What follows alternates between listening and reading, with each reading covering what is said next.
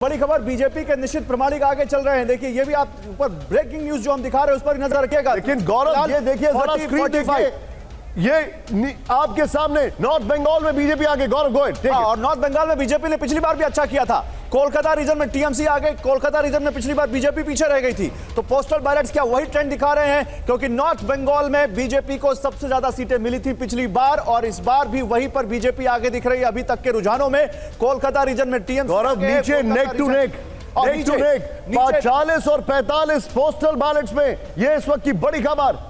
ये इस वक्त की बड़ी खबर, पोस्टल बैलेट्स में 40-45, असम में 14 बीजेपी 7 कांग्रेस। ये बहुत बड़ी है, बहुत बड़ी जानकारी है। और अगले साल जो 7 राज्यों के चुनाव हैं, अगर मैं कहूं कि उसका लॉन्च पैड है तो शायद एग्जैजुरेशन, अतिशोक्ति नहीं होगी। ये बड़ा इंटरेस्टिंग होगा देखना यहां पर। ये देखिए और यहां केरल में उलटफेर हुआ है। केरल में यूडीएफ अब आगे दिख रहा है। यूडीएफ 31 सीटों पर, डीएमके प्लस 17 सीटों पर। अच्छा ये तमिलनाडु आ गया। यूडीएफ वहां 27 सीटों पर था आगे, लेकिन फिलहाल डीएमके यहां पर तमिलनाडु में सबसे आगे दिख रहा है।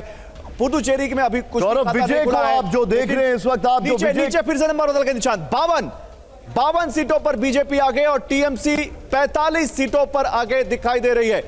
भवानीपुर से शुभेंदु अधिकारी पीछे चल रहे हैं, यह जानकारी आ रही है। भवानीपुर सबसे हॉट सीट है।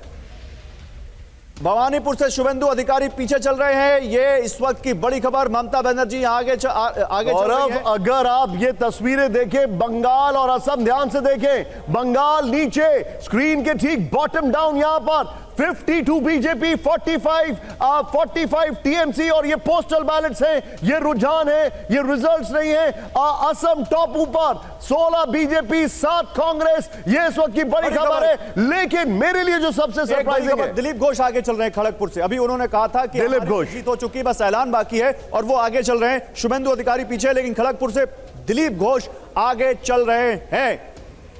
गौरव ये जो आपके सामने अभी आंकड़े आ रहे हैं, मुझे दिखाई दे रहा है, अगर मैं बात करूं तमिलनाडु में तो विजयकांत 2006 8.4% वोट शेयर और सिर्फ एक सीट मिली थी। क्या विजय का ये हाल होगा यहां पर? ये देखने वाला होगा, क्योंकि अगर हम बात करें एमजीआर की 1977 30% वोट शेयर के साथ 130 सीट मिली थी, लेकिन वो यहां पर नहीं दिखाई दे रहा है। ये बड़ा इंटरेस्टिंग कॉन्टेस्ट है आपके सामने तमिलनाडु में। लेकिन बंगाल एक और बड़ी खबर निशान, दार्जिलिंग इलाके में बीजेपी आ गई। ये वो इलाके हैं जहां पिछली बार भी बीजेपी ने अच्छा किया था। दार्जिलिंग, कूच बिहार, जलपाईगुड़ी, जो नॉर्थ बंगाल के इलाके हैं। और यहां पर नावदा में हुमायूं कबीर आगे। बाबरी मस्जिद बनवाने का ऐलान किया, बाबरी मस्जिद की नींव रखी, अपनी अलग पार्टी बनाई, टीएमसी से अलग हुए, ऑपरेशन हुआ, गठबंधन किया, फिर स्टिंग ऑपरेशन हुआ, फिर वहां से गठबंधन टूटा। लेकिन यह कहा जा रहा था कि नावदा में उनकी पकड़ है, मुर्शिदाबाद में, और वहां वो अच्छा कर सकते हैं और वही दिख रहा है। इसी बीच नोआपाड़ा से बीजेपी के अर्जुन सिंह आगे। ऊपर देखिए, असम में 19 बीजेपी, कांग्रेस 7।